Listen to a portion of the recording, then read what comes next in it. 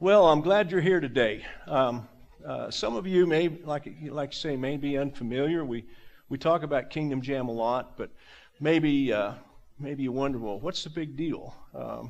It's a personal thing for us, and today I thought I'd just share a little bit about Kingdom Jam and how it got started as a testimony time, just to help you grasp the significance of this to our church. We started Kingdom Jam clear back in 2010, and we had 4 bands. And it was just a time we thought, let's bring the city together. Let's try to get churches together. Churches are the hardest people to get together.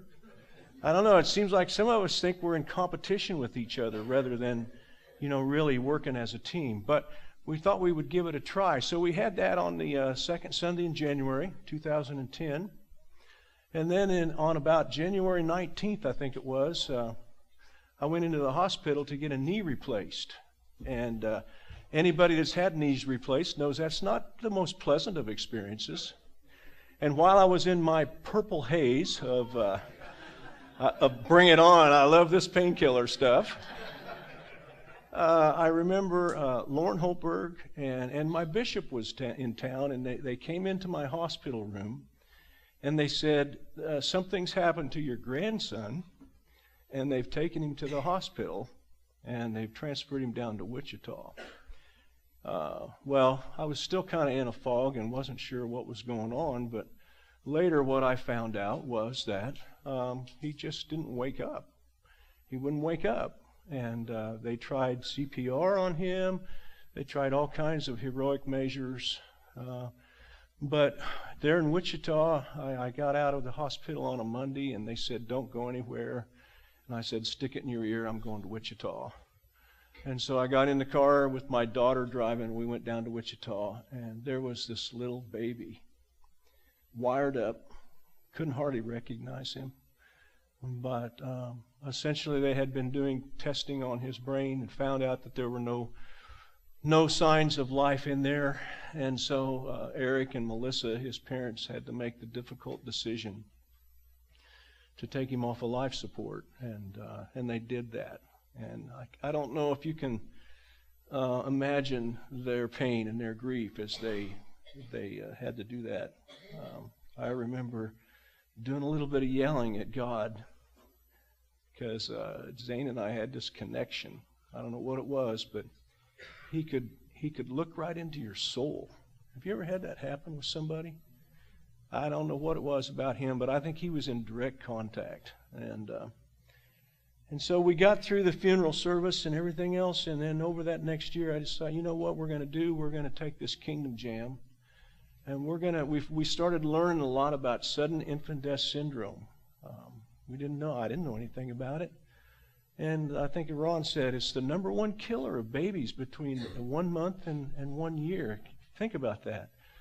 And there's just no explanation for it. Parents deal with all kinds of guilt and pain. They think, well, there's something we could do.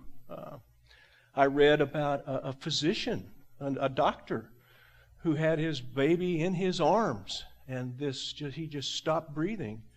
And he did everything he could. He was right there, and nothing changed. It's like a switch goes off in their brain, and I don't understand that. I don't know how that happens. But they're getting closer all the time, and what we do with the SIDS, everything that comes through this door in the way of funds today for hot dogs and soft drinks and sales of CDs and T-shirts and all that stuff, it all goes into a fund to help research SIDS. And I don't know, it's personal with me, but I think it's a disease worth fighting because I don't want you to ever have to go through that if you can help it. I really don't. It's been a growing experience for our family. It's been a test of faith. But I can say today, as we look back on that event 7 years ago now, if that hadn't happened, I don't know if my son Eric now is in medical school, and he's doing rounds this morning. He said he wouldn't be able to be here, but I don't know if that would have happened. I have a beautiful granddaughter now named Claire. She's a pistol. you've met her, you know what I'm talking about. Well, so are all your granddaughters, aren't they? We all are. Anyway, mine's more of a pistol than anybody's. That's how it works. But we wouldn't have probably had her unless this would have happened. So I guess what I want to say is you're going to go through a lot of stuff in your Christian life. I've been through a lot of stuff. But God can redeem it somehow, and He can I don't know how He does it, but He can somehow turn it over and use it for good. And so just allow Him to do that. Don't give up if tragedy strikes you or your family. There's something bigger going on than just what I want or what you want. And I don't know how we put our finger on that, but I just know it's true. And so today, it's a special day. Last year, we topped out over $4,000. And that's super for here, yeah. And that makes our total since we started doing Kingdom Jam fundraisers over 10,000, and I hope we can gain on that today. I hope you'll be a part of that. Maybe you can help contribute in some way if you would. I'd appreciate it personally, and I know Eric and Melissa would too, and Sammy and Joey and Claire. So that's our story. That's why we're here today with Kingdom Jam coming. And good things come out of bad things. I think that's the key lesson here. Good things come out of bad things.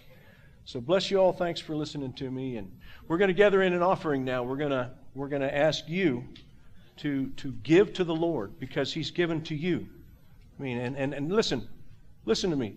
Don't scoot out on this, you know. Don't be one of those guys that tries to sneak around the corner.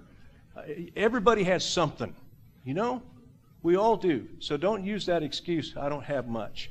The lady that got the most praise in the Bible is the lady that put in 2 cents into the offering plate. And she was blessed beyond measure. And so listen, I think it's time for you to say, what has God given to me? And if I believe that He's given good stuff to me, let me give some good stuff back to Him. Also, if those baskets come by, put in your visitor cards and your prayer cards, and we'll pray over those this week. God bless you as you give.